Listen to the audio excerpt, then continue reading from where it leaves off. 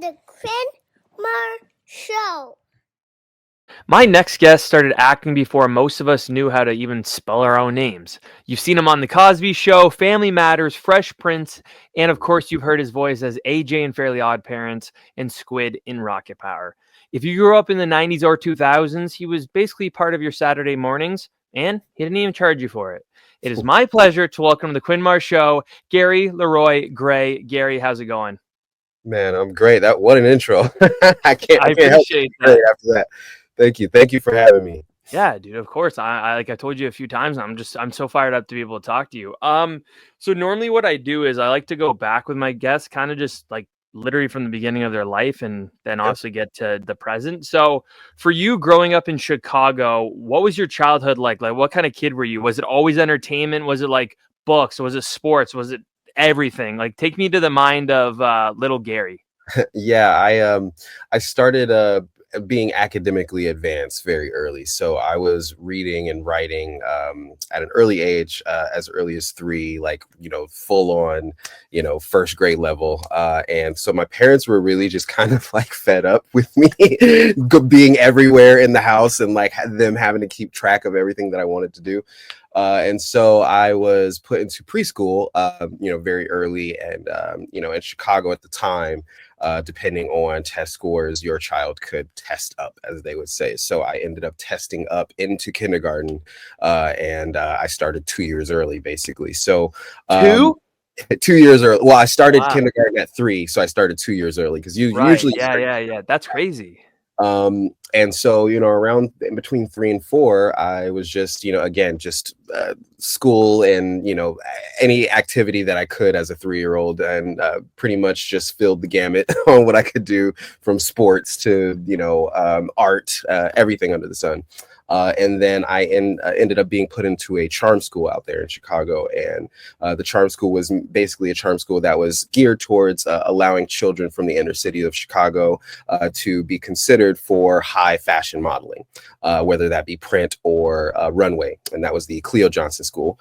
And basically, I was sort of thrust into the modeling world very early. 3.5, I was on the runway and climbed the ranks very fast within months. And I was invited to a fashion show in New York that was for Tommy Hilfiger at the time. And it was produced by the executive producers of The Cosby Show. So when they saw me, they were like, oh, wait, we are trying to grow the twins up, right now. And you would be perfect right now. They're newborns and we need them to be toddlers next season. So, from that point on, it was just acting, Wild. Yeah, just a crazy series of events and the dominoes that fall, right? But from that point on, my mom and I flew out to New York, and I was part of The Cosby Show. That was my first big gig. Okay, I want to go back quickly, but before I do that, that's got to help the ego a lot. Thinking back now, hey, like these people thought I was this good looking, like when I was like 3 or 4 years old. Like that's got to help.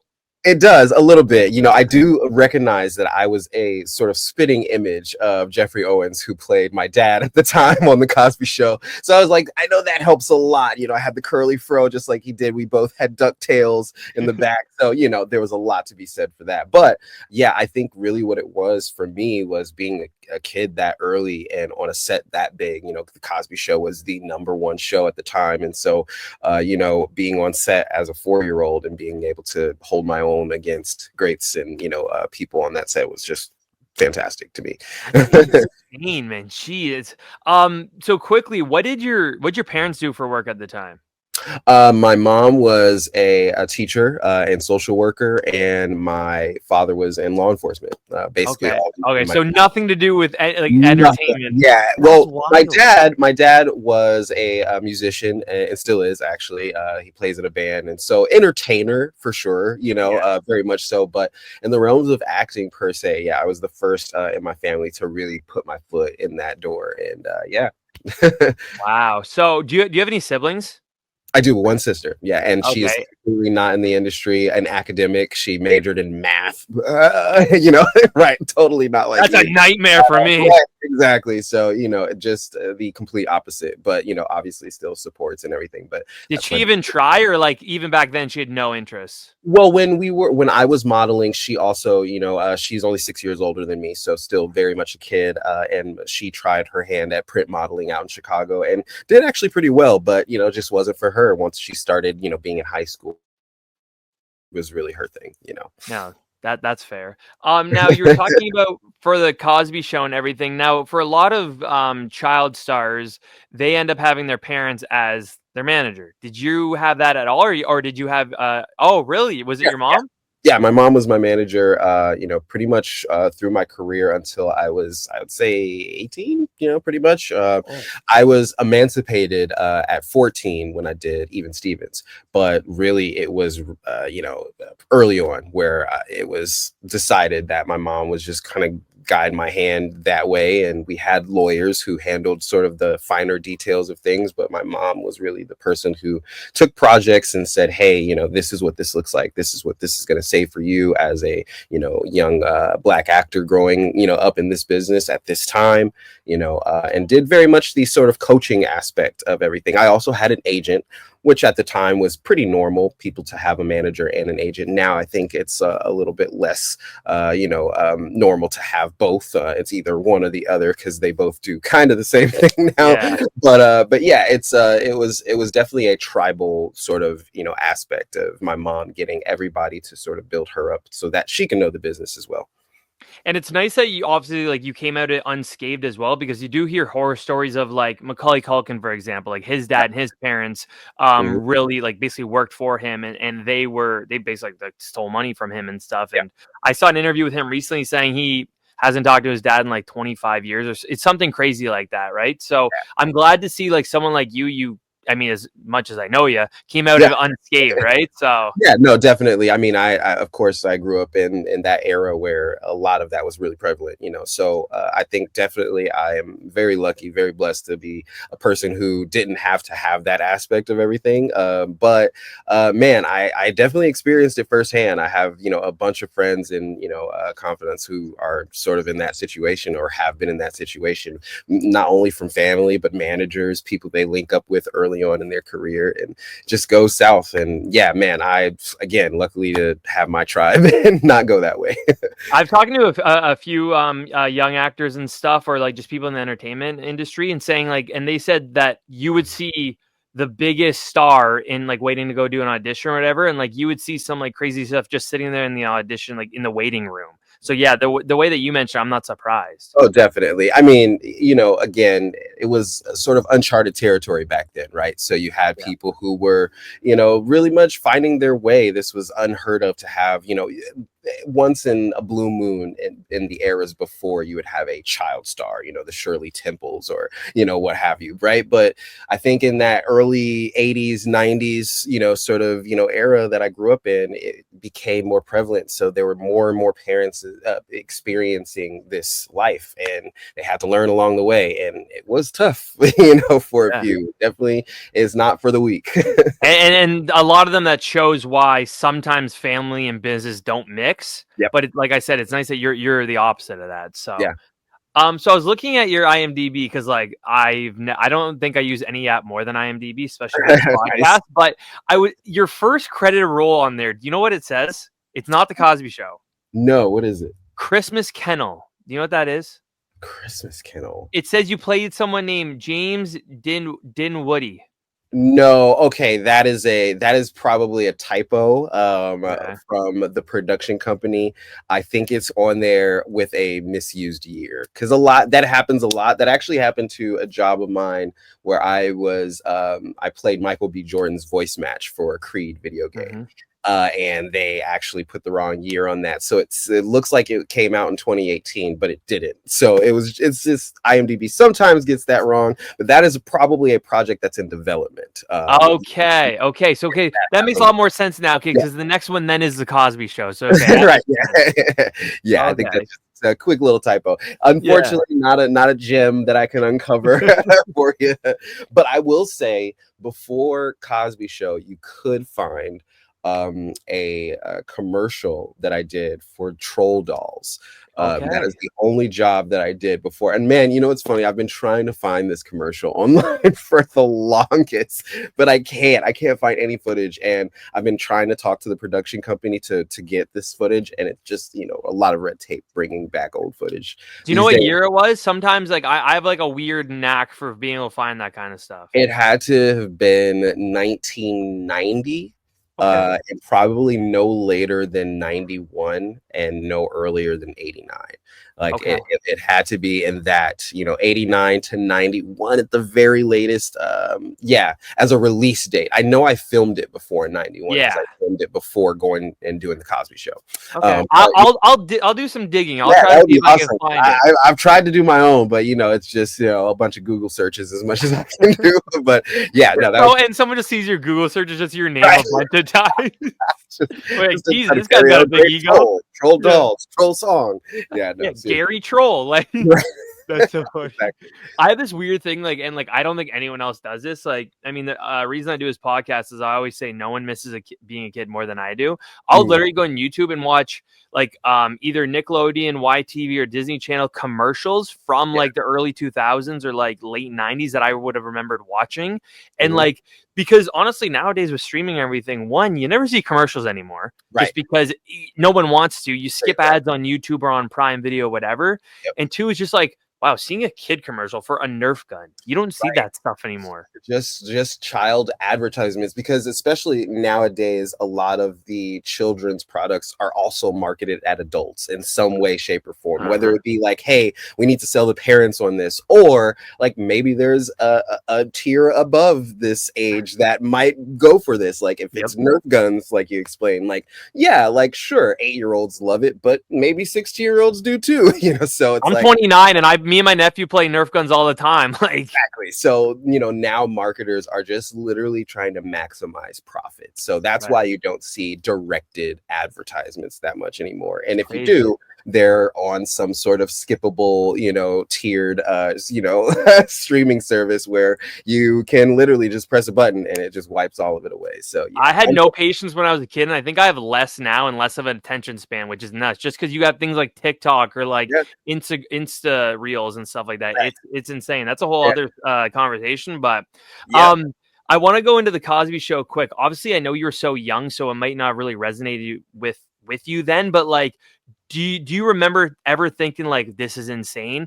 Obviously, I'm assuming yes because of the production itself, but like the actual show and who you were acting with. Yeah, I think that's a loaded question. I know.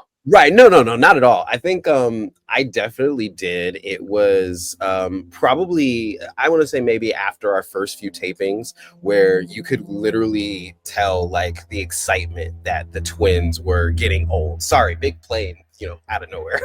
I don't know if you hear that. But yeah, I think it was really one of those things where it was like, wow, the popularity of this character is definitely something that I didn't expect as a, you know, 4.5, 5-year-old. So now when I'm going to the toy store in New York and getting whisked away, you know, because I can't, you know, sort of be seen, it's a lot different than when you're just like, oh, wait, I thought I was just kind of coming and having fun at my job. And, you know, now there's that added level of awareness and responsibility.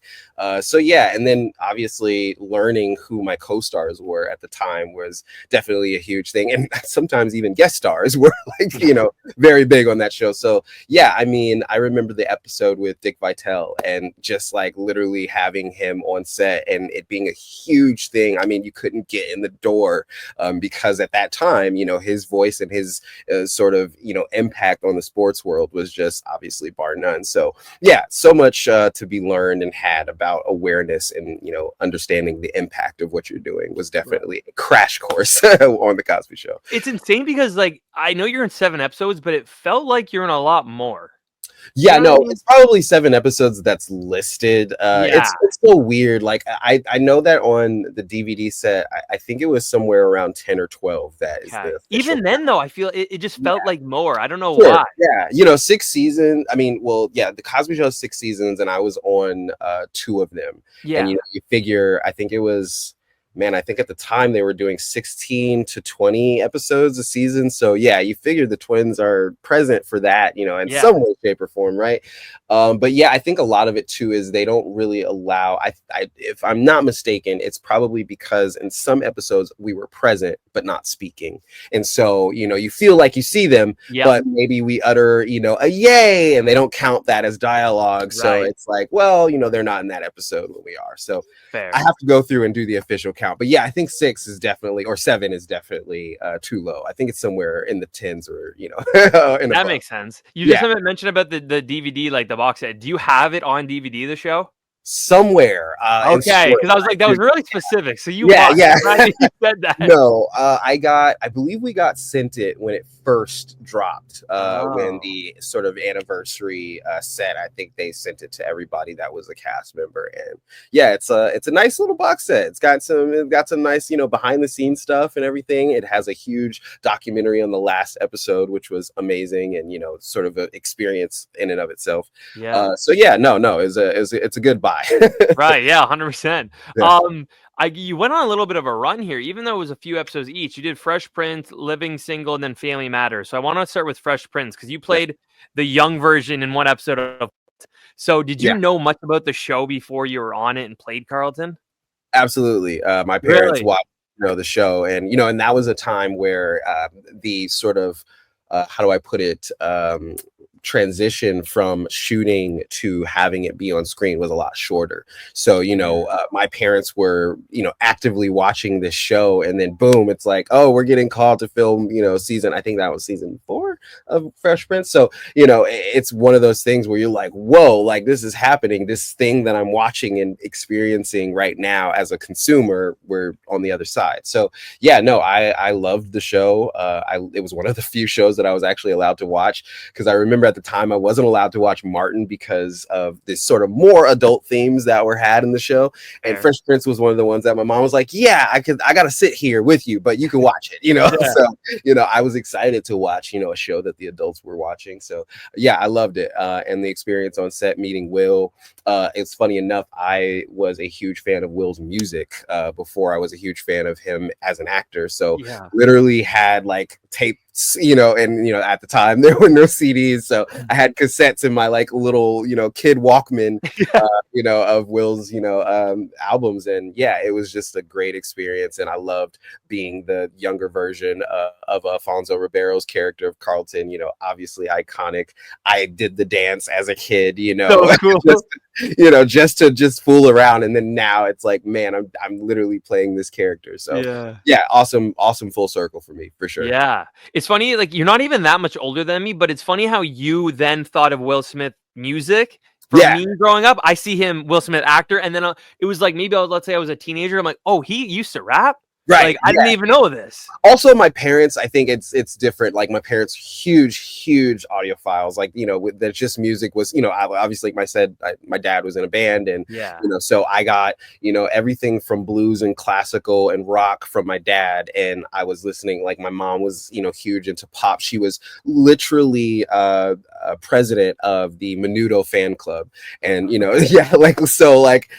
all of that side I got from my mom. So everything that was popular music, I was listening to as early as I could listen to music and be interested. So that's Will Smith cool. at the time obviously had released several classics, and I was in heavy rotation with them before I was even on the show. That's so cool. Yeah. Moving on to Living Single. So I'll admit I didn't really know much about the show, so I did a little digging in it, and pretty sick that Queen Latifah was the lead. So what do you remember about that show? Because again, like that's someone who like later on, like not that she wasn't big then, but later on, like the late or mid 2000s, like early 2000s, had a run for herself. So what was that show? Yeah, no, again, a show that was absolutely something that was on the radar. I think, we were in the first or second season, I believe. So wasn't as much time for my mom to sort of experience the show. A fan. Yeah, become a fan. So, but my, hearing about it instant was, and obviously the types of shows that were, coming out for Black people in general back then, Family Matters and Cosby Show, Living Single, Fresh Prince, Martin, it was sort of a really big sort of thing to have Black families and experience on a show. And Living Single was very unique in the sense that it was like Black singles, you know, really everything else was sort of family unit, you know, oriented. So no, just an iconic experience. Queen Latifah, again, I was a fan because my mom listened to her music. So I instantly, that was the person that I was most interested to talk with on set, because that was already a fan, you know, or I was a fan already. And everybody else, you know, at the time, that was them, you know, coming up. But Kim Fields, you know, my mom was a huge fan of Kim Fields and, you know, her family, really, because, you know, they are just an iconic Hollywood family. And yeah, so that was really 1A and 1B of what I was like, oh man, I'm a part of this. So yeah. Now you're just talking about like Black actor led shows. You must have been pretty bummed out that you missed out on like the Wayans brothers, like everything they all did. Well, you know, you know, yes and no, because I think that wasn't my era. I had kind of transitioned on at that point too, you know, and that in that sense, you know, was when I was doing a lot of my first animated shows, you know. So in that sense, yeah, I do feel like of course I missed out on another wave of iconic Black led shows. But yeah, to be part of Cosby Show, Living Single, Fresh Prince, and Family Matters all before I was 6, you know, or, you know, I literally, I think I turned 6 on one of the sets, you know, and that was my oldest, you know. I can't exchange that, you know, that I know or anything. That's So fair, yeah, you know, that was really like something that I hold near and dear to me. But man, so many shows that I you know, would love to have been a part of, hanging with Mr. Cooper and you know, One-on-One, and you know, I have friends and, you know, obviously colleagues that are, you know, leading those shows. I love Kyla, you know, so that's amazing to always see, like, okay, cool, if I'm not a part of it, at least I get to see someone that I know and love be the person for that show. That's 100% fair. Now, I was talking about just like someone like Queen Latifah being on a roll later on. Dude, at this point, you're on a roll yourself. So you're on Family Matters as Lil G. So were you aware of how big of a deal the show was, and like more specifically, someone like Steve Urkel? Yeah, you know, having a character be iconic back then was just something, again, you know, I speak on the Black experience a lot, and especially in that era, and it just wasn't a thing. You know, you didn't have a Black character that people were like, oh, I go to, or it was kind of a caricature of a general character, but just, you know, a Black actor played them, you know.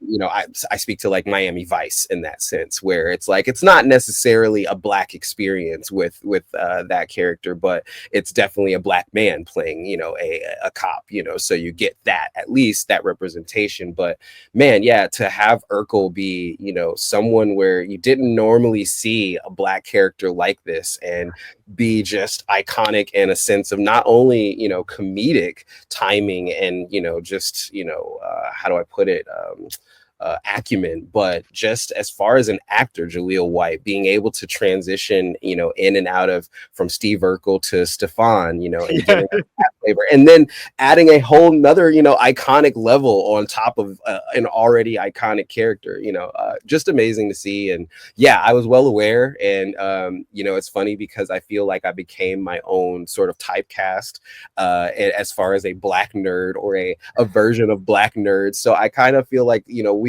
in some way, a lot of us who grew up in that era followed in the footsteps of Jaleel, as far as having our sort of iconic Black nerd character along the way. So yeah, was Jaleel the kind of guy that would like turn it off right away, and then when they said action, he would turn it right back on? Like, did he ever stay into it? Like, would he ever do that kind of thing? I mean, yeah, I think any character that's as sort of tied to us as that character is tied to him, there's always that level of, it's a part of me. But I think that, no, definitely, as soon as the cameras were cut, he was just like, oh yeah, can I get a water? You know, takes the glasses off. Yeah, yeah, you're just like, what? But no, I think that, again, like I said, any character that you play for that long and for that sort of impact, right, you're gonna feel sometimes throughout the day. Yeah. I mean, I missed it by a little bit, like just like Family Matters being live on TV. But one thing I always remember was the episode of Full House he was in when when Uncle Jesse was trying to make him cool, and I'll never forget the walk that he was trying to make him do, like across the living room. It makes, even just thinking about it right now, makes me laugh. Like he just, like, this the character was just so simply funny. And obviously, I don't think it was simple for Jaleel to do, but like as a audience member, like it was just right. No, I mean, there's so many people at the time that were doing just fresh things to keep people as a, like, just tied into a unique character, because now think about it, like those are the characters that every other character is compared to now. Everybody sees a nerd and goes, oh, that's like Steve Urkel, you know. You know, so yeah, I mean, just incredible work for real. Absolutely. Now this one's funny to me because this was someone I used to listen to his music all the time, and I had no clue he had a TV show until I saw you were in it. And this is Weird Al. So yeah, I know him for like White and Nerdy and like My Bologna and stuff like that, right? Yeah. So was his show, it gave me like Pee-wee Playhouse vibes. Is that kind of like what it was like? Yeah, you could say that. Yeah, it definitely had that sort of, you know, kid variety you know, show, you know, to it, almost Barney like, you know. But it's so unique. I think, you know, when you go back and watch Weird Al show, it's nothing like it, like ever has been and probably never will be. But that's a sort of a testament to who he is, you know, and who he is as a person, who he is as a persona, his music, everything, you know. His brand is so him, and he never steps away from it. And I respect that so much about that show. He was amazing, you know, as a person to lead a show and, you know, be sort of co-act with, for sure, share the screen. Right. And the crazy thing is the show didn't last very long, but you were literally half the episodes. Yeah. No, that was a great role. I absolutely loved coming to set. I co-starred. I had the experience with Macho Man Randy Savage when we brought him on, you know, and just being able to be like, what? Like these are people who I watch all the time that are coming to set, you know, looking to act with me. Like, what? You know, yeah, can't beat it. Did you get to really like interact or hang out with like Al much? Yeah, no, I mean, he was, again, you know, as far as a lead actor in a show, especially nowadays, you know, I preach this all the time. Back then, there were things like chemistry meetings where, you know, you had to sort of be not forced, but, you know, encouraged to hang around your cast members so that it didn't feel like you were coming to a job when you clocked in on set and the cameras were on. You know, the chemistry was real. You enjoyed playing in a scene with them, whether it be as a character or whether it be just to, you know, have a conversation. And that was Al. He was very much a, hey, come sit with me at lunch, you know, or hey, like he taught me how to play gin rummy. So, you know, really? Yeah, and you know, it's just one of those things that you take to heart, you know, when you are on a set and you have that sort of distance from some of your co-stars, but you get one that everybody just really felt like a family. And yeah, that was for sure Weird Al show. He was so involved in the creation of things and the creation of other characters that you kind of felt a need to always talk to him and figure out where his mind was, because he was really the steerer of the direction of the show in that way. So it was really cool to be a part of that. It kind of reminds me of like Sacha Baron Cohen, where like you have to be so smart to be able to play either such odd people or just like complex characters in that way, like, or like just like maybe even dumb, like for Sacha Baron Cohen, like Borat, right? So it's insane, like how smart you have to be to play weird or dumb. You know what I mean? Yeah, because there's a nuance to it. There's a sort of almost respect that you have to have for the odd and the quirky, because if you don't have that, it can come off as kind of really weird and mean and almost stereotypical, and that's not what you want, you know, when you're playing a unique character, because you're trying to celebrate that uniqueness and weirdness, right? So and I think that Weird Al and the way he's been able to craft his persona around the weird is just bar none. I mean, you can't. It's like he embraced it. Like, it's insane. Exactly. And not only did he embrace it, but he made it something that is literally, you can't take it away from him. It's literally, you know, it's his thing, you know, and it's in that specific way. Anyone else who tries to be a Weird Al is not going to succeed. You know, it doesn't matter if they're an amazing musician. It's like you can't touch that bubble anymore because it's so his.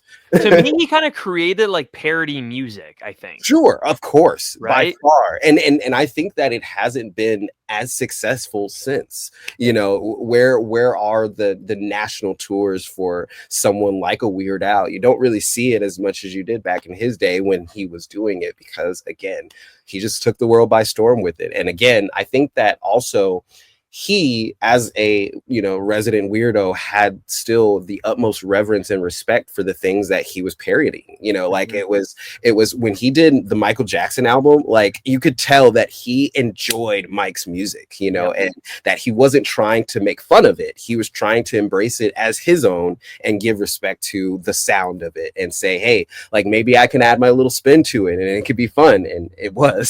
So yeah. And that's the nice thing about him too, is like if there's ever a joke, the joke was like, hey, the joke's on me. I'm not making, like you said, I'm not making fun of Michael Jackson.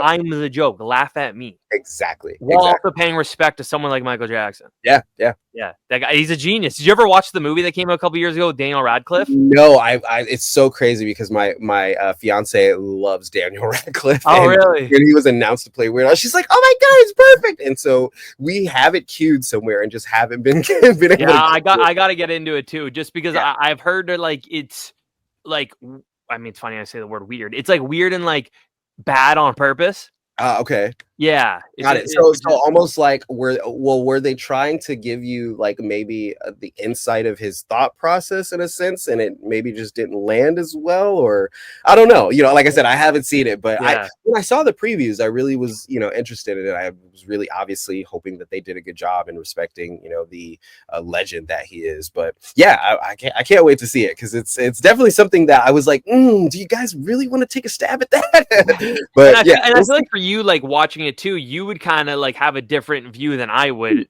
having met him and worked with him and everything like that. So it'll be even more interesting for you to watch it. Yeah, definitely. And I can't wait to see whether they took the personal approach as well as I feel like they should have, and you know, whether it turns out to be respectful or not. We'll see. Yeah, well, let me know when you watch it. I'm interested. Yeah, he's a musician I feel like, or just an entertainer that I feel like deserves to have that sort of both sides of the story being told in a very respectful manner, because he was a very much a gentle giant in every sense of the way. You know, that's so awesome. I think he deserves that for sure. Talking about just like legends and like iconic people, you played a young Tiger Woods, and so obviously he was a prodigy, but the most insane part is this was before his like historic 2000 season where he won 3 out of 4 majors. Obviously, he played the younger version, but still, just at the time it was released, this hadn't happened yet. Correct. So even for you playing someone that iconic then, what was that? Like, did you feel like you had like a lot of pressure now that you're playing someone real? Very much so. I did 2 months of golf camp, and golf training for that show, or for that film.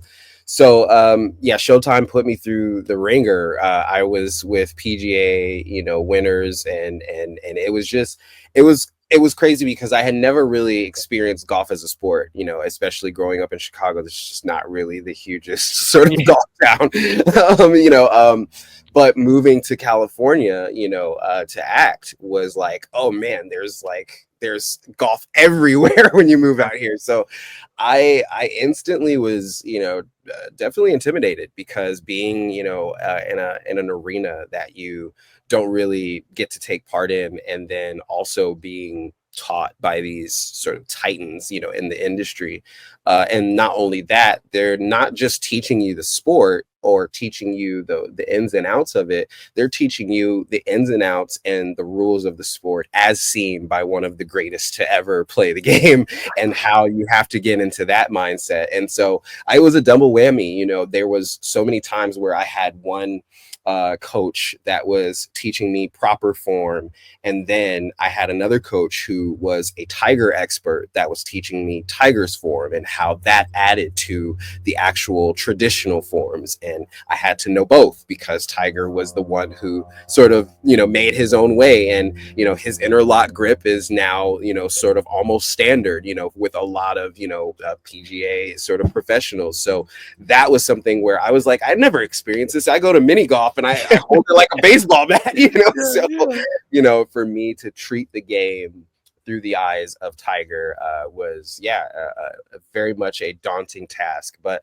at that age, it was something that I really wanted to do because I felt like, again, a responsibility, like you said, to play someone real and to play someone as respected as an athlete of Tiger stature was at the time. And even before he, had that run, he was still like, whoa, like, look at this kid, right? So very much so to play that age was a great thing. Did you ever get a chance to talk to him or anything? I did not, because at the time he specifically did not approve of the film.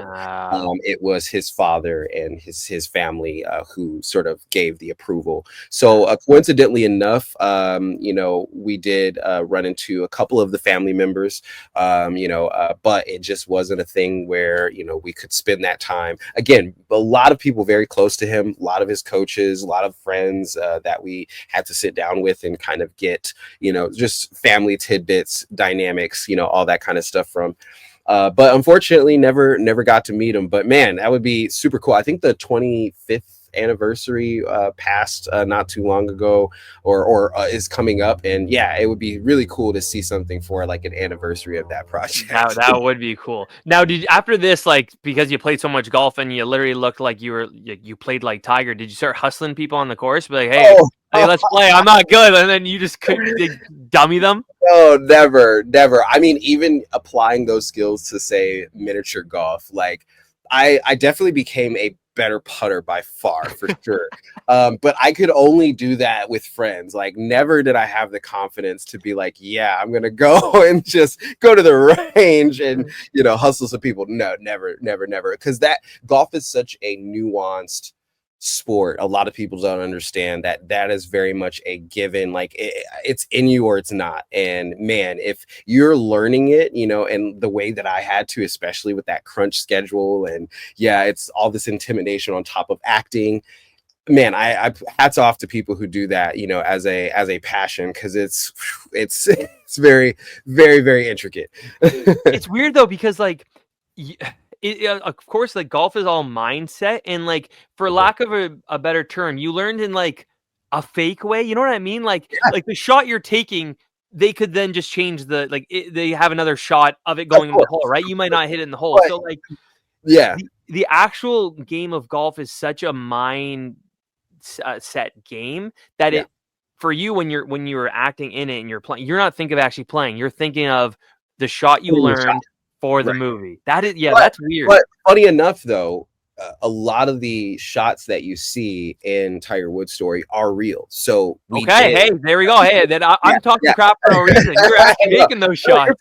No, you're fine. I mean, and that's sort of not on you, because that's very uncommon, especially in sports film, where you have that sort of ability to, you can get a lot of shots, but you don't want to sit there and have to do this one, throw layup, 40 times. And much like that, they didn't want to have to see me putt 20, 30 times. But the whole point of that, 2-month training, was to get me to look natural on set, where they could say, hey, let's try this putt, and maybe 1 out of 10 times it goes in, and that's all they were looking for. But to get that value out of that, coaching was really the idea behind the whole thing. So we did go through it a couple of times where maybe it wasn't so much as the idea of a professional athlete who's just playing the game. I was more so looking for the shot, my physicality and everything. But man, I wanted it to go in. So that was definitely in my mind for sure. So, because that was in the shot, so wrapped in everything. But it was still fun. Yeah. So I talked about like how 2000 was a big year for Tiger, but like those couple years are really big for you. You had Clifford and Rocket Power come out right around the same time. So this was obviously your first voice acting. What led you into the voice acting, since it was completely new to you? Yeah, I had done commercials a lot, especially in my early time in Chicago.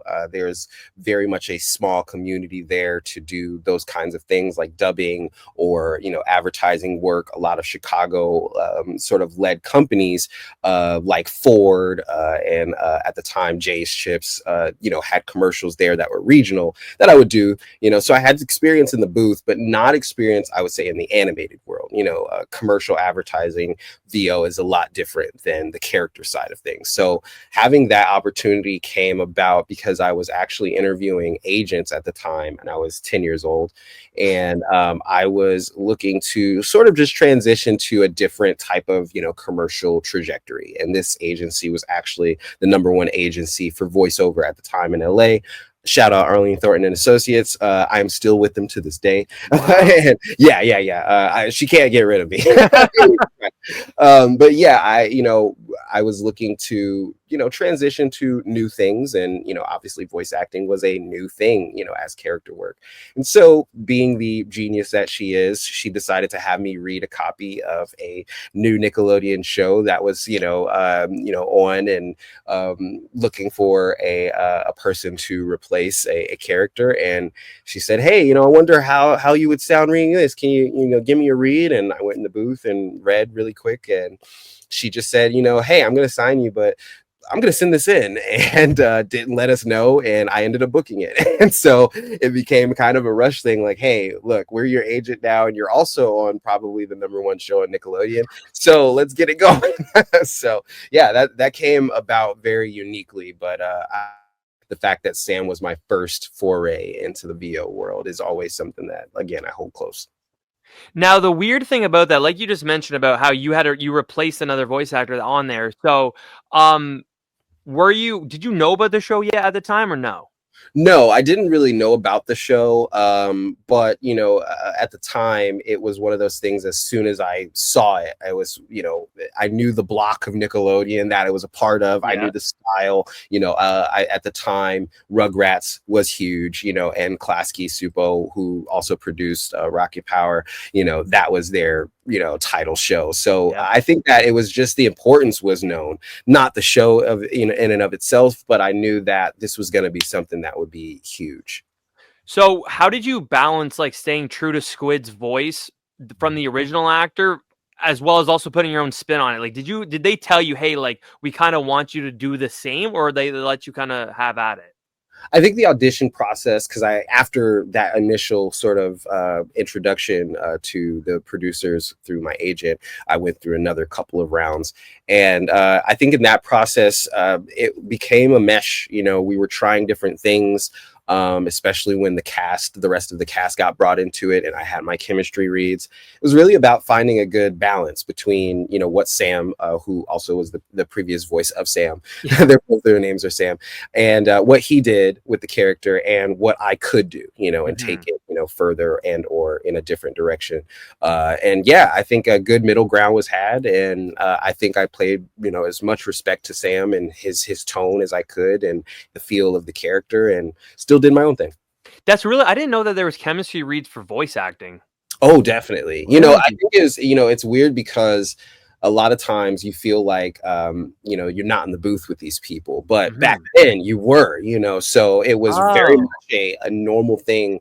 Clifford the Big Red Dog, it's crazy that you mentioned Clifford, because Clifford was actually still to date the only show that I've ever had where the entire cast was in the booth at once. What? So every episode we're 25 deep, sitting in a huge semicircle in an orchestra. If you have ever seen a behind the scenes of any score or any soundtrack being done to huge movies like Marvel or whatever, we were in one of those, and it's just a huge room of every star just sitting back to back to back to back. And yeah, it was just an incredible experience. So it was way more common in those days to be next to these cast members and to bounce off of them in that way. So it just only very recently, especially nowadays, you see traditional movie stars doing voiceover, so schedules don't link up, and well, it's The Rock, so he's doing it in between him appearing on SmackDown, and so he's by himself in the booth, and you don't get that nowadays a lot. So, you know, when voice actors were the premier, you know, people to get for these things, everybody was in the booth together, so you definitely had some chemistry. So my That's read, crazy. yeah, was with the other three characters, the main characters, or the squad, and I think that we really solidified, you know, that I would book it, and got into it. And yeah, it was really one of those things that, man, I'm all the better for it, because yeah, I think that just you miss that, you know, the bouncing off of everybody for sure in the booth. Absolutely. That's so cool. We'll get into it after Rocket Power, because that's really cool. Mhm. One thing I really remember, I have the weirdest memory in the world. I won't remember what to get at the grocery store, but I'll remember something about a TV show I watched when I was 4. Like Of course, it's kind of a waste, to it be means honest. more to us than the grocery list. Yeah, exactly, exactly. So one thing I really do remember about Rocket Power was I had to search up the exact title of the special day, but it was the race across New Zealand. Oh So yeah, I yeah, yeah. remember the No, day I first film. watched this. Pardon?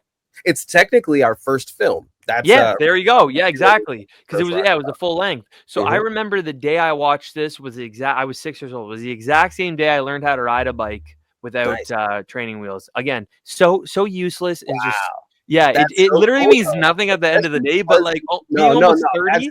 That's so dope though, because like watching something like Rocket Power that encouraged so much outdoor activity with things like bikes, skateboards, Yep. rollerblades, to know that that link is there is so awesome. What do you mean? Like that would be like me being like, yeah, the first time I didn't fall on the pipe was the day I saw, you know, Otto hit. You Yeah, know, exactly. you know that I wish it was like that. yeah, right. That would be crazy, but no, no, that's still a dope memory for Yeah, sure. it's again such a weird memory. This is kind of a niche question, but Rocket Power the video game, is it different at all voicing for a video game versus a show? Like I would imagine the dialogue and energy would be different. Absolutely different. Yeah. You know, I coach voiceover now. Thankfully, I'm able to do that, and video games are such a different and huge part of the industry. That it is very much its own thing and unique. I always tell my students that the difference between voicing character work for animation and for video games is literally character choice, you know, or character capability, if you will. Because when you're watching an animated show, you are watching the artist director's rendition of whatever story is there, right? And nothing sort of goes outside of that. You're watching, boom, that frame, it goes into other frames and it makes the scene, and that's all you have, right? But with a video game, maybe you hit this rock in a different way, and or maybe you talk to this person and now you have to account for that, and maybe your mood changes as a character, and if you go in this direction, maybe you're angry and now your character's not as healthy and you have to account for that. How do you sound when you're tired in this scene versus, okay, we're going to try the same scene, but now you're happy, you found something that you didn't find before. I did Okay. Fallout 4, and you know, just being able to sort of be in the booth and try all these different things is a huge part of how you record and approach any video game work. So definitely vastly different as an approach. Yeah, that okay. And it's kind of funny because it's like GTA, like all those background characters that used to say like in like Vice City or something, used to say like the most mundane things when you like walk by. And Yep. they would say it so like nonchalantly too. You're not gonna hear that in a TV show. Right, exactly. And for instance, even if I'm playing the same character, like for Rocket Power in the video game, I'm doing way more ad libs and way more Yeah. how do I put it, physicality work than I would in the show. Because in the show, it's like, oh yeah, give us some skate noises, guys, for 10 seconds, and then they just kind of spread that throughout, whether we need it or not, you know. And in the game, it's like, no, you're definitely got to do this because the character could fall here, or they could hit it, or they could kind of try again. You know, what is the whole list of possibilities here? And you have to, as your character, go through that when you wouldn't have to if it was animated. Yeah, that's so true. Because if you had like a mission, let's say when you were just playing, you're just Squid the whole time. Like if, yeah, like you said, if I hit this pipe or if I don't, you're gonna make two different noises, right? Correct. And Yeah. or and grunts and whatever, like that. Yeah, that. Huh. Okay. I wasn't sure how different it really would be, but no, that totally makes sense. Definitely different. Going to back to Clifford, that is crazy that you guys all did the reads together because you had like massive people on that show, John Ritter, Kel Mitchell, like being able to have that whole group of everyone must have been so Insane. cool. Yeah, no, I mean, to be there with legends, and at the time, Rocket Power was huge.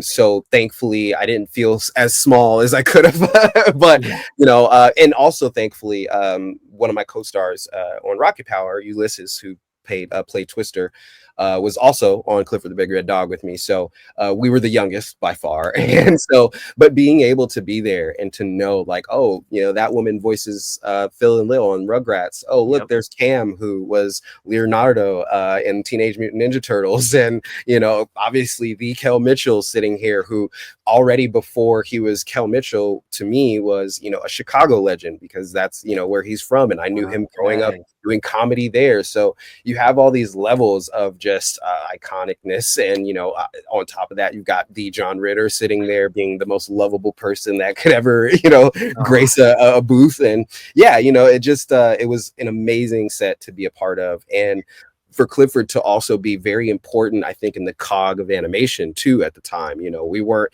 on just any normal sort of fly by night show. This was a show that really educated a good portion of people and their children at the time, because that was me being one of them. I talked to so many people who say, my mom flipped on Clifford when it was learning time, just as much as you might put on Miss Rachel or Tiny Chef now. It was Clifford the Big Red Dog then, so much appreciated to be a part of that cast and experience. So cool, man. I interviewed Michael Hirsch, like the head honcho of Nelvana, a little bit ago, and I didn't really know how like that Clifford was pretty big, pun intended, before this TV show, because there was, of course, his classic books, and then there are also the VHS tapes. Were you a fan of any of that before, like the books or even the specials? The books, absolutely. I told you, like I said, I was 3.5 reading everything in my house, and so my mom, hugely known to go get books on books on books to try to almost fool me, like, I bet you can't read this one. And so I went through the whole Clifford series, Berenstein Bears series, Goosebumps series as fast as they were flying, into the bookstores. So every Clifford book that you could think, I had it, and so to be a part of the show years later was like, what? Like, I'm really sitting here like being a character that, granted, I didn't see in the books, but for this show is like, wow, like Charlie, wow, I get to be a part of all of these iconic characters that I've seen reading, and even on VHS, because we had those as well. They came sometimes in a compilation with a lot of other shows, and those were, man, my VHS player was probably tired of that tape. Smoking. Yeah, right. It's just like, It's funny that you mentioned, like, and this shows the age difference between us, because like for me, like when we had our classic book fairs when I was at school, right, we had the Clifford books, but we had them based off the show. So Charlie was in those books. So it's crazy to show how different it was, right? Yeah, exactly. Yeah, to have that experience where you're before a lot of these things that people know, where it's like, oh wow, I didn't know of a character like Charlie, but you got to experience it firsthand, and that's what again, things that I can't exchange for the world. And again, I feel really just, I don't know, I hats off to everybody who gets to experience something like that. But for me, it's so how do I put it? Oh man, I'm just thankful, I guess, to be like, man, I get to be ushered into the legacy of something like Clifford the Big Red Dog. I guess that's what I was trying to say. Yeah, fair. I was mentioning how like I love to watch like YTV commercials or Disney or whatever, right? So for me, it was being in Canada, we got a lot more YTV than we would like Nickelodeon, right? Okay. So for me, Fairly OddParents and YTV, it was basically YTV was Fairly OddParents to me and SpongeBob, right? Like those. Really? And Rocket Power as well. Okay. So like that was like the top 3 shows for me on YTV. Mm-hmm. So how did the role of AJ come to you for Fairly OddParents? Because again, like you already had a Rocket Power and Clifford voice acting under your belt. So it's like, just not a third at this point. Yeah, at that time I was making a good name, doing good work and on really known and good shows with awesome producers who were really well known and well respected. So Fairly OddParents, I kind of got through like a word of mouth situation. They also were looking to replace 2 actors for AJ and yeah, what is this weird role you're on of doing right, that? I'm just taking jobs. No, but it was also the same situation as Rocket Power, and coming into that, being, I guess, suggested to those producers and everything was a new experience, being like, oh, well, we think this guy is good enough and he's done this work. And to know that, and to know that the company that I was doing this for was someone that I had previously had a great relationship with. Rocket Power was #1 for some time. So, being able to go back to Nick and be like, hey guys, in a different situation was great. And that started my longest running animated role ever, and still to this day. So yeah, being a part of that beginning process for Fairly OddParents was really cool, and getting to that experience with Jason Marsden, who again I was a huge fan of at the time, who is the voice of Max in a Goofy movie, and that was literally my favorite Disney movie at the time. And getting to meet him and be now his friend, again, experiences that I just can't change for the world. And so yeah, again, an experience that fell in my lap that I'm just uber thankful for. Now, we talked about this with Rocket Power when you replaced Sam, but how did they approach you replacing the voice actor of AJ? Was it the same thing where they kind of like had you listen and put your own spin on it, but like, you know what I mean? This was different. This was absolutely Butch Hartman said, I want you to give me what you feel AJ should sound like. And so if you go back and listen, the voice is actually fairly similar for Ibrahim Muhammad, who was the first actor for AJ. But you could tell that I hadn't really listened to it. Even though it ended up a little similar, it was completely a direction that I took AJ that just felt for me, really natural and reminded me more of myself than anything. So yeah, I think that it was a different experience for sure as far as crafting the character. Now, the original run of Fairly OddParents for you were on the show from, I think, 2002 to 2013. And of course, I know the new show is out now, A New Wish. But at the time that it ended in 2013, did you ever imagine you'd be voicing a character for over 10 years? No. Insane, man. I mean, I came back, we shoot a couple of seasons or a couple of episodes and then, have a hiatus and come back, so having a show where I grew up, I was first 12 and I ended up, over 25, after I finished. So, it's crazy to see people and to experience how they react to me, growing up as, as an adult and as their coworker. So yeah, great experience. But I definitely did not know starting it that it would, go that long or be, have that much of a legacy. But Fairly OddParents was just a mover for Nick, and everybody loved it and still does, obviously, as we see with A New Wish. So again, very thankful. So one thing that I feel like happened a lot for me were child shows was crossovers. Like I remember like Hannah Montana, That's or even Sweet Life had a crossover, or like I'm trying to think, I can't think of another example now that I say that, but one crossover I'll reference to people that some people don't, or my friends don't remember because they don't have memories like me, is the Jimmy Timmy Power Hour. So for you, and you mentioned about like sharing the booth with people back then. Was there any differences to record a special like this versus just the show by itself, the Fairly OddParents? Oh, absolutely. At that time, the camaraderie between shows at these networks was definitely something that you can note. A lot of times there were actors that were on both shows, or, producers or writers that, flitted on both shows. So I think that was always that familial aspect that we had, where it's like you see the people across the hallway and you're like, hey, there's Avatar, So having those kinds of crossovers was definitely a different air, a different vibe, but also familiar, because for instance, with Jimmy Timmy Power Hour, we had Jimmy Neutron people come to our booth, and we were all in the booth together, making room, we're kind of rubbing elbows a little bit but you want it to be in the booth together. You wanted that, and to have those people to be able to bounce off of, especially with a show, with two shows that have such a strong identity, right? So it's important to have everybody to be kind of in your face with it. And I think it's all the better for it. That's why things like Jimmy Timmy Power Hour are still remembered to this day, because you're like, whoa, like we really got that. How did we get so lucky? Well, and the cool thing about that, like you'll see cartoons do crossovers now, but they'll stay in their own animation, even if one goes the other world. The thing about Jimmy Timmy Power is the two of them would switch.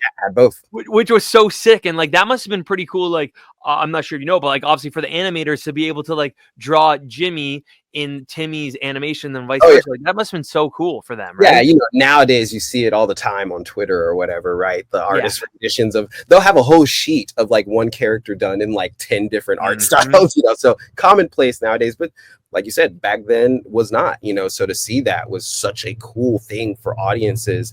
And it was still cool for us too, because, as voice actors, sorry, that is loud. It's okay. The helicopter is just going in circles, But yeah, I think at that time, it was one of those cool art styles, the CG, 3D aspect mixing with the 2D world. And we got that every now and then, right? But I think Jimmy Neutron's art style was so unique that it was just not something that we got to see, I think in that way. So it's like I mentioned, like Family Guy and The Simpsons. They'll have crossovers and like Bob Burgers, but they all stay in their own animation when they visit each other.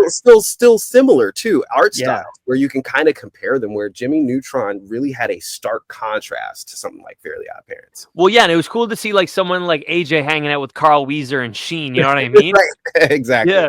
Exactly. That's awesome. So I have two more projects I just want to talk to you about. So I know I'm taking a lot of your time, but I no, you're good. Now after you I know you were still dominating Nickelodeon, but you got the role of Nelson on Even Stevens, which of course in turn created a massive star of Shia LaBeouf. So, how did you learn about the role? And were you a massive fan? I know you mentioned Goofy, but were you a massive fan of Disney Channel at the time? Disney Channel was something that I watched, but I wouldn't say I was a fan of yet. I was definitely more in my animated mind at the time. So I loved what Nick was doing. Really, Cartoon Network was my jam at the time. So I think Even Stevens was one of those shows that I went to work with. I auditioned very much like normal, and I wanted to play this character. The approach was pretty similar. I had been used to playing that kind of role, for some reason at the time. So I think it was just very easy for me to fit in with the cast and with what they wanted Nelson to be with everyone. And that cast was amazing. Christy Carlson Romano, we had Shia LaBeouf, AJ Trouth, and the gang. I feel like it was just a good match when I auditioned and got with everyone, and like I said, felt like home. Did they have you do a chemistry read with Christy at the time?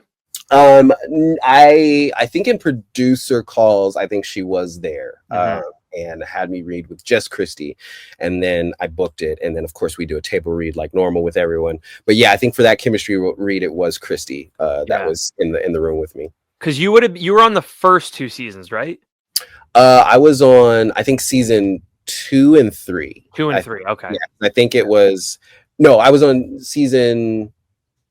I think you were 1 and 2. Maybe it was 1 and 2. And then not in 3. And not in 3, because I think it was 4 seasons of Even Stevens. So I think it was 3 and 4 was Beans, and 1 and 2 was me. I never realized that Beans. Yeah, it was pretty much a friend swap. Yeah, when I left, that's when Beans came.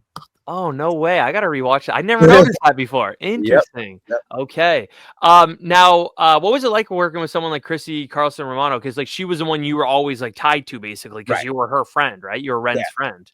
Yeah, exactly. And great person to work with. I actually just did her Vulnerable podcast not too long ago. Nice. Yeah, we got to link up. But yeah, I mean, she's just an amazing, kind heart. We loved interacting on set. We loved doing work together. We loved like literally just chilling. We had one of the most unique setups, I guess, as I would feel like a child or teenagers would have in a show, because we had a full like school, because there were so many kids on set at a time. So, we really almost felt like we were interacting like normal teenagers would in everyday life, going to school and like, yeah, we're working on a set, but a lot of that time was spent just like I said, normal teenagers. So we ate together, we jammed together. Like I remember me learning how to play harmonica on that set while Shia's like playing guitar and Christy's singing. So it was so many things like that that I can call on as far as experiences.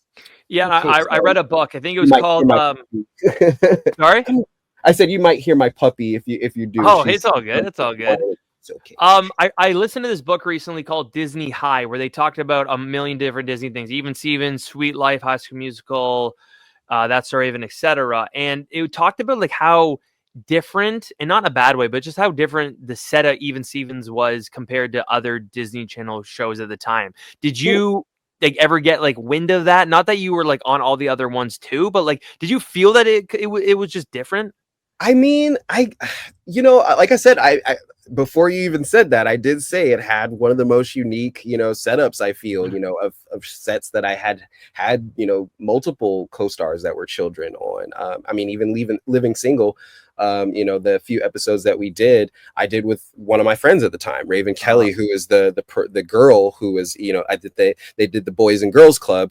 Regine had, a little girl, and that was one of my friends, and even on that set, it felt a lot different, than Even Stevens, where I think it was just the mindset every day was, we have teenagers here and we need to make them feel comfortable and at home. And I think maybe that attributed to it. We had a huge wall that we could rip away at any given time. And it was like our art wall. We would draw on it, paint on it, write lyrics on it, and we would fill it up and they would take it off and put a new blank one up there, so certain stuff like that, where like, I never got to experience that anywhere else.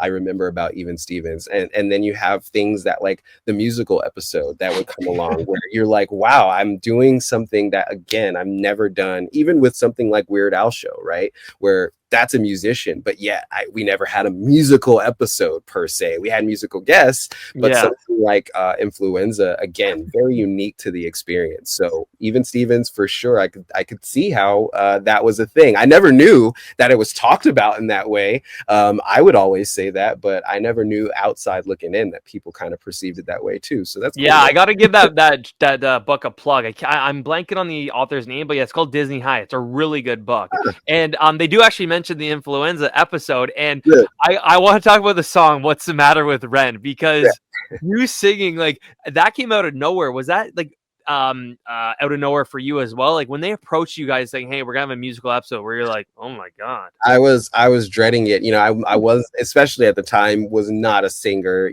I went on after that to be a part of a choir and be a part of a singing group, even Lost Files. But I feel like at the time that was just not in my mind at all. Like, what do you mean we're about to do a musical episode? Like, huh?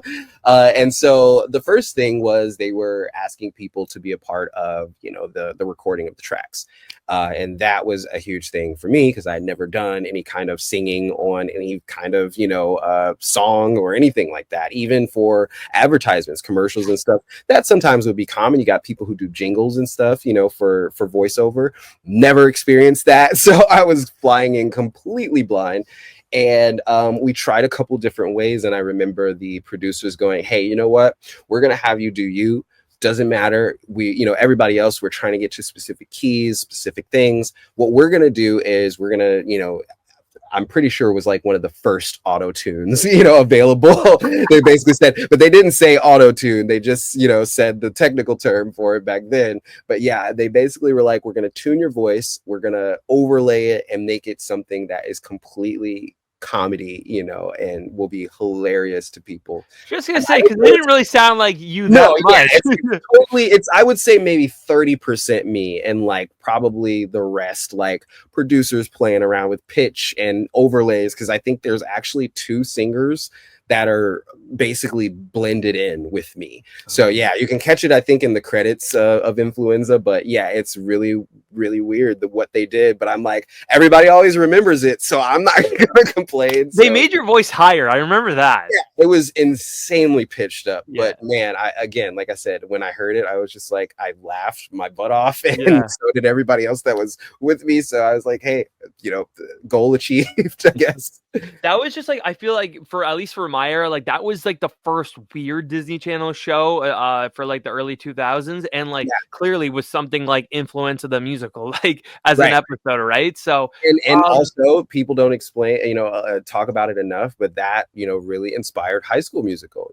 Yes, it did, and they talk about it in that book. That's crazy. I didn't know that. It's a really good book. You would think I wrote it by how I gotta talk about it.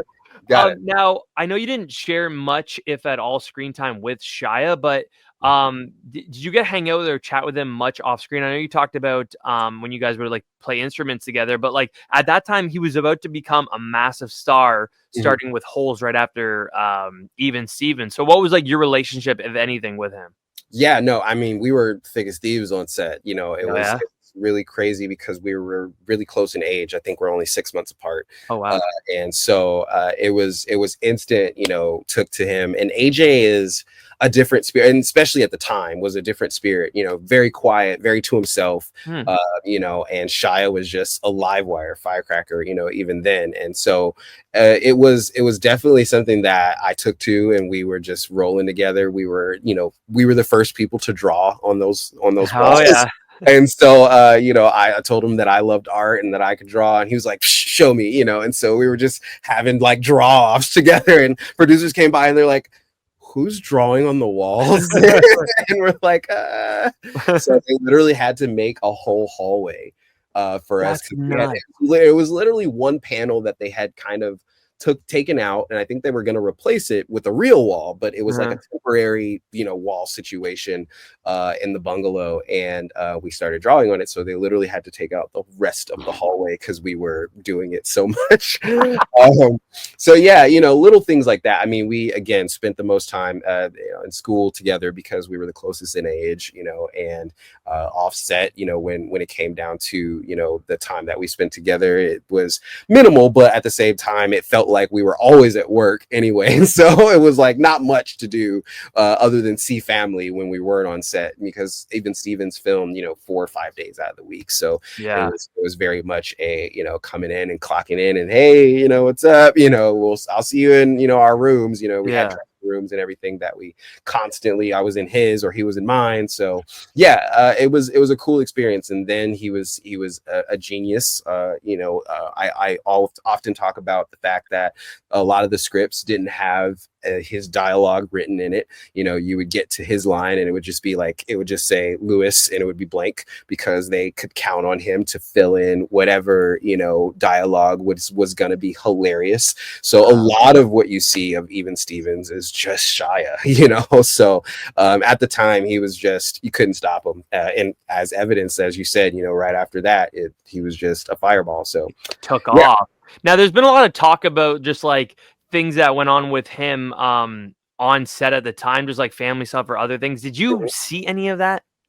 Yeah, it was kept to the chest pretty closely, between him and his team. But you see parents, and you can feel energies, and it definitely was always a troubled thing just around Shia in general. When it came to anybody that was over him, and it wasn't that I don't want to imply that he had a problem with authority. It was more so I think that authority had a problem with him, so it just kind of rubbed the wrong way. He was always just his own thing, and there was always someone trying to put him in a box, and whether it be his mom, whether it be his dad, whether it be his manager, it was always not sitting well with him. So I saw more of the frustration within him than I would say the relationships between people, but you could definitely tell that it weighed on him, and that he wished it otherwise. But of course, I think he dealt with it as well as he could.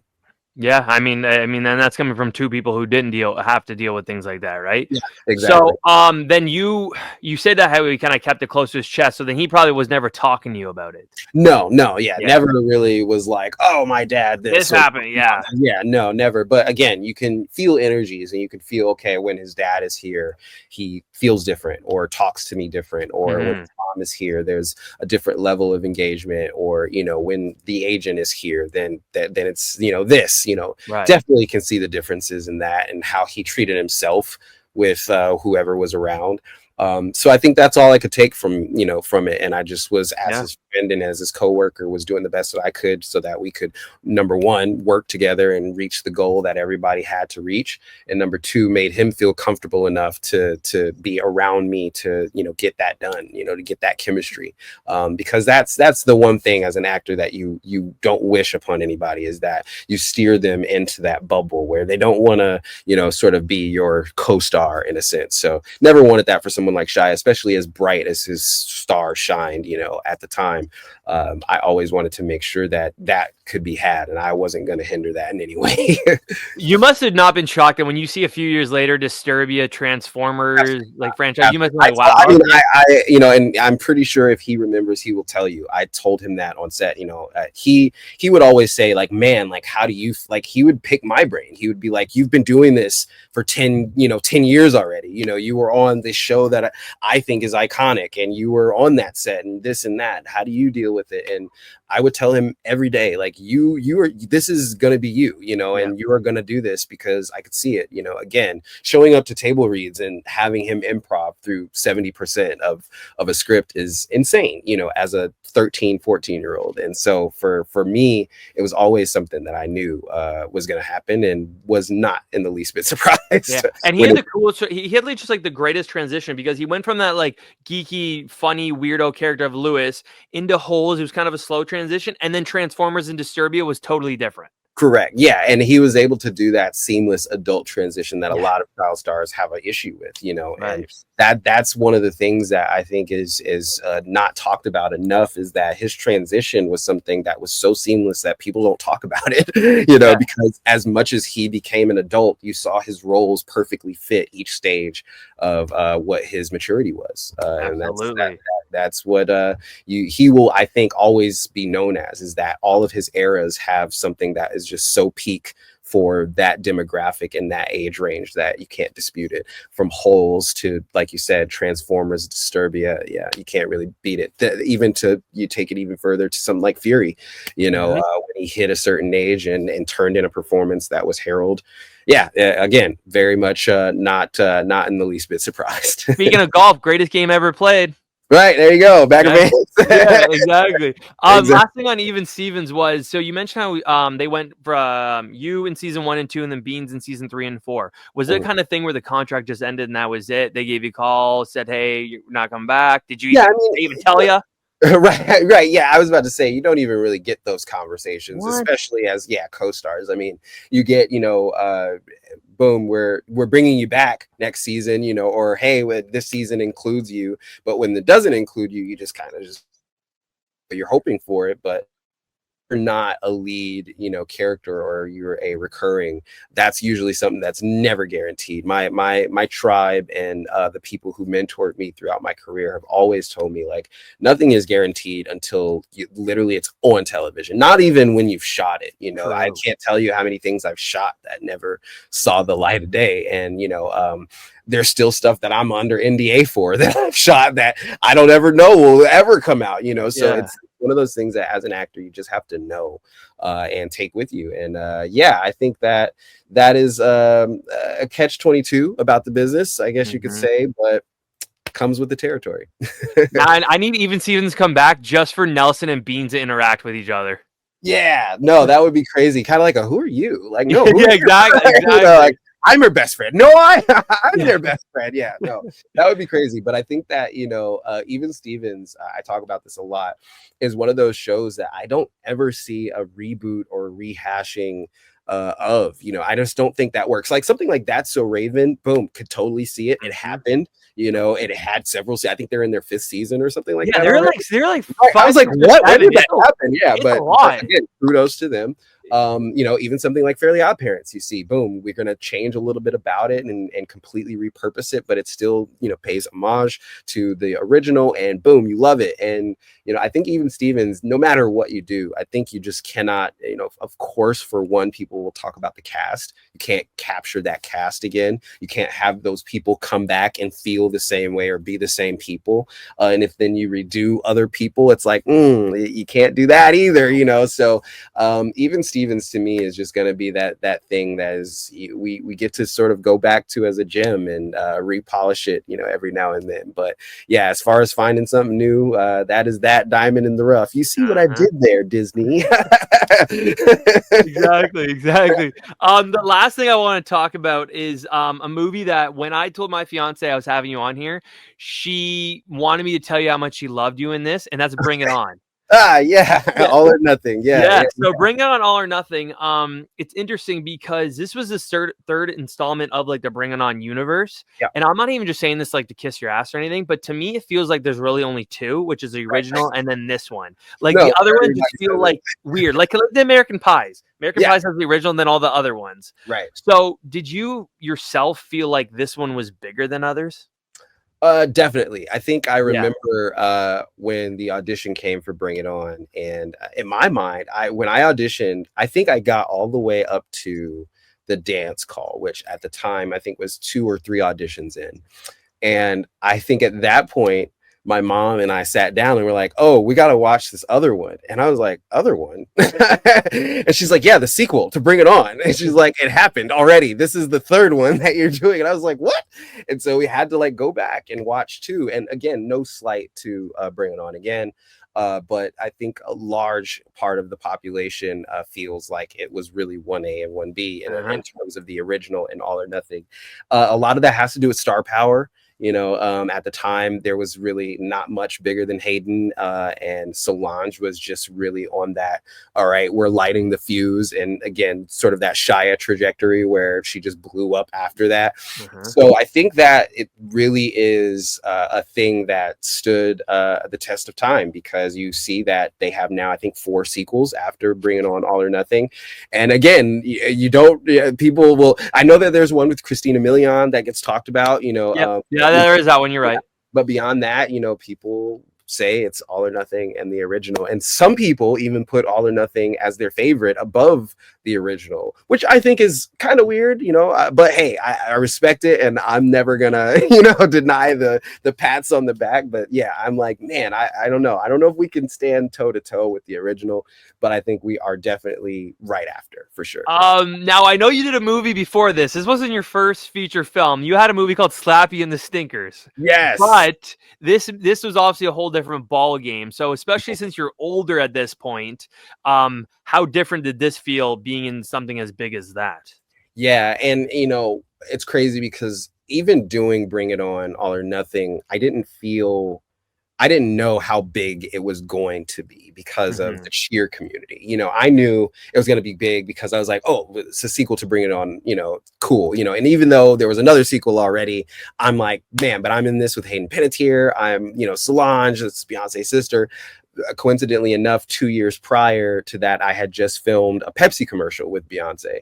And it was crazy because on set, she's talking and she's like, you're like around the same age as my sister. And, And then 2 years later, I ended up filming with her.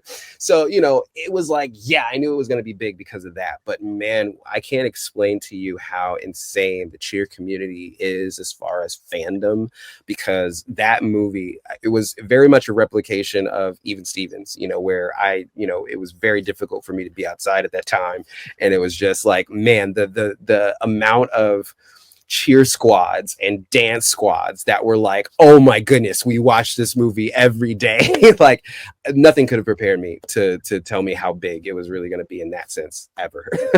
And now you mentioned like Hayden and Solange, like at this time, Hayden had just come off movies like Tiger Cruise, Racing Stripes, Ice Princess, just to name a few. So like that must have felt like, again, like a Shia, like, wow, like this is like a star I'm working with. Sure. Yeah, no, and it was crazy because I hadn't even really been that clued into a lot of those things. I just knew her name. I was just Yeah. like, yeah, I couldn't tell you what was in all of those films that you just said. But Yeah. for me, it was knowing that, man, this is the starlet right now. Mhm. You of course you see the trades, you see news, and you say, oh, this is the person that they're talking about right now. And Hayden was that. And Solange, again, in her own right, was also that. She had just began music, so a lot of people were like, oh, Beyonce's little sister's doing music, and that was the hush. But then, we heard her and she sounds completely different than Beyonce. So it's like, wait, so I felt like there was this sort of bubbling, right under the surface with Bringing On All or Nothing, that we all knew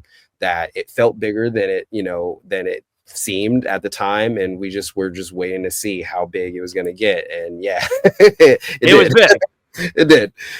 So now how much of the what was the training for the cheering like? That must have been pretty intense. Yeah, we went through 3 months of cheer camp, and one of the hardest things and I'm a professional dancer. I've danced for 25 years professionally, and so for that to the transition was insane, because I'm like, oh yeah, I'm 18, so I'm in the height of like, oh, I'm healthy, what, I don't care, I just drink milkshakes and then go perform every day, like, didn't care. But cheer was one of the hardest things that I've ever done in my life, still to this day.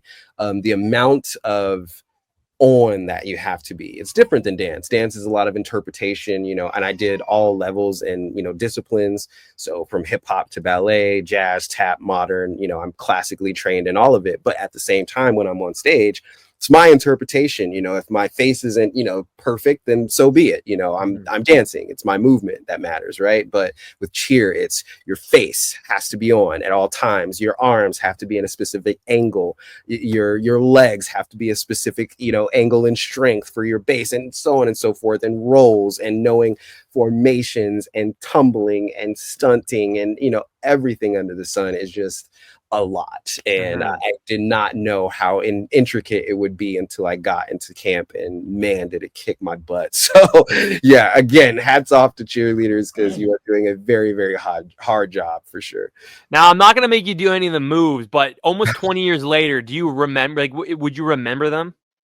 Oh, the moves? No, absolutely not. No? I mean, and the bad thing is that I think that the release of the film has a lot to do with it, because through camp and through rehearsals, we learned the routines to a certain mix or certain songs. And what happened was, at the finalization of editing and everything, the studio finds out that maybe we can't clear this sample, maybe we can't do this. So in the end result, you get completely opposite sounds of what we were dancing to. So in my mind, that's already been ripped away from me. I still have to remember what I was dancing to, and I don't even have that anymore. So when I'm watching Bring It All Out or Nothing, I'm like, I couldn't tell you those moves because I wasn't dancing to the song. Right, So, that's fair. No, that's fair. I wouldn't know the moves, but definitely the cheers stick out. Sometimes, Shibuya gets shouted to me sometimes from across the street. So, I definitely will always have that in the back of my mind somewhere. So funny. So before I ask my final question, we talked about everything that you have done growing up and everything, but like, what is Gary doing now? Yeah, I mean, I continued voice acting for sure. Again, doing role, obviously AJ for some time, and then getting to come back for A New Wish and play him again. So voice acting was something that I just continued to do, and then transitioning to video games, doing things like Fallout 4 was just something that I naturally wanted to do. And for me, voiceover is what I feel the trajectory of my career is going to end up as, whether it be continuing in the acting range, or even focusing on directing. Right now I coach, so it's going to be something that I think is always going to be a priority of mine in the acting world.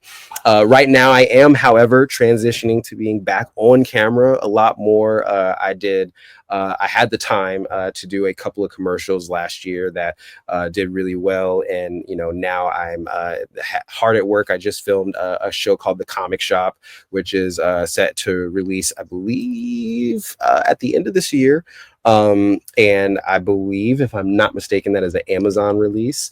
But yeah, it's something that is really crazy because I told them that this was my return to comedy TV since Even Stevens. I hadn't done it since then. So yeah, they were super excited to have me on there, and I was super excited to do it. And yeah, with my coaching, I'm also, running a production company. So I've been producing and directing for 15 years. I've done shorts and, web series and music videos and things like that. And that is also a big part of me. That side is definitely something that I see myself doing in the long run. My production company right now is getting ready for our first sort of major slate. So I guess, I've been sort of waiting in the wings and getting projects ready for some time, and now we're ready to sort of flip the rock and show everybody what we've been working with. So very soon you will see my name in a different way, but in a way that I hope everybody will take and love just as much. Basically, what you're saying is you've been doing nothing, because geez, dude, that's right. a lot. Absolutely Holy nothing. crap. Yeah. No, I mean, we just have. I have, for instance, a 6-film animated epic to rival Star Wars. I have a animated show that is a supernatural riff on probably every I guess werewolf and vampire story that you've heard. Totally flips the script on a lot of mythological creatures that we know and love, like Dr. Frankenstein and Dracula and Mami Wata. I have a animated show that I tout as a animated Insecure, which is something that we don't have, a black led and black leaning comedy show that has these sort of hard hitting talks about romance and love and life and family and relationships in general. So yeah, I mean, just doing some small work. yeah, just a couple of things. That is it. That's amazing, man. Honestly, dude, good for you. That's crazy. Thank you. I'm very excited to bring this stuff to the forefront. But yeah, it's been a lot of hard work, and now it's starting to pay off. And I'm just, like I said, excited to to have people partake in my art. I've always had it on one side of the camera, but it's definitely different seeing how people take characters that you've created versus characters that you've interpreted. So yeah, it will be different, but awesome. I think I'll benefit from it, hopefully. Absolutely. So like I mentioned, last thing is I always say no one misses being a kid more than I do. So I always like to ask my guests, what's one thing you miss most about being a kid? Wow, great stuff. Man, the shows that I watched and the things that I ate. Ooh, I like that. So no one said the food one before. I like that one. I mean, the snacks back at that time, my art and the things that I consume as a consumer, because I'm a big consumer. A lot of actors are people who, for some reason, don't watch television, or they think that not seeing films that aren't sent to them in DVD pressers is not cool. But I'm very much a moviegoer. I like to be in the theater. I go see stage plays. I watch television. I binge just like the everyman. And so for me, I tie that very closely with the other thing that I do a lot, which is eating. So for me, I remember watching Biker Mice from Mars, or things like Beast Wars, Transformers, and eating a Chico stick, or things that are old snacks that people are like, what, that doesn't even exist anymore. But yeah, for me, it's a lot of that, just remembering the times where I had a whole line of pecan spin wheels sitting there just tearing off the cellophane, and going to town on a box of Twinkies, and thinking about how I could maybe add some chocolate drizzle or some Frosted Flakes to them. Always can add more. Exactly. Yeah. And then, that's really it, is the shows that I watched. I was a huge Teenage Mutant Ninja Turtle fan, Ghostbusters, Spider-Man, X-Men, original, not 97. 97 is great too, but yeah, I'm definitely a huge fan of all of those shows, and that's what I grew up on, and that's what I feel like I put into my art as well. Those times of remembering the awe as a child. I speak to my students, and I speak to everyone that I tell that, as far as my creations are concerned, I remember the feeling of sitting in theaters or watching television and saying, man, like this is so cool, or seeing an actor and going, whoa, like what a performance. So everything that I do from this point on is geared towards that, is geared towards making sure my audience feels that, making sure the people that consume our art feel that. And all of those shows are a testament to it. Yeah, because they inspired me. So That's amazing, Gary, dude. That's an unbelievable answer. Well, again, thank you so much for coming on here. It's no, been so thank cool you. to be able to chat with someone that was such a big part of my childhood. So yeah, it means a lot. Thank you so much. I will definitely also say thank you for what you're doing in the space. You know, when it comes to podcasts, I don't take everyone, you know, and shows like this, but when I vet people, I always look as far as what you're doing in space. Like, how are you talking about this business? How are you talking about the people that you're interviewing? What is your focus on? And you're doing a great job at calling, you know, back to things that people, you know, may not remember as well, or calling back to gems that you feel deserve to be talked about. And you're doing a great job as a journalist, and you know, as a person that is putting on a show like this. So keep going, please, please, please. We need more things like you that aren't just there for clicks. So yeah, I appreciate you very much. Thank you so much, man. I'm a lost for it. Thank you for that compliment. I really, Yeah, really appreciate that, dude. of Yeah, course. again, thank you. I'd love to do this again sometime. Thank you, Gary. Definitely. Who knows? You might break an exclusive of mine later down the line. I love it. I'll take it. Let me know. For sure. Thank All you right, again. see you later, Gary. And that was the Quinn Marr Show.